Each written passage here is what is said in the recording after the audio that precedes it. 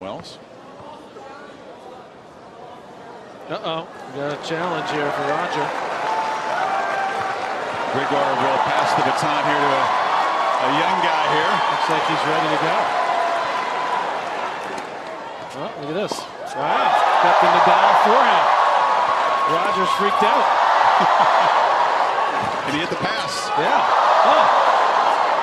Lobs him. He's got it. It's a ringer. A 3-foot-tall ringer. Look at this. Whatever he does in his life on a court, he lobbed over Federer's head for a winner. Clean winner. Here it goes.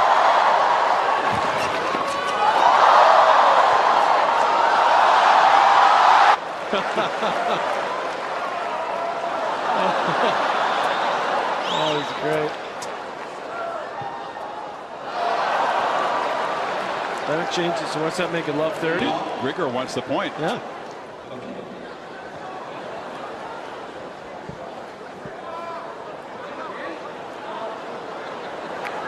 Giving the point to Federer. Count that point. Jason. Roger said just missed.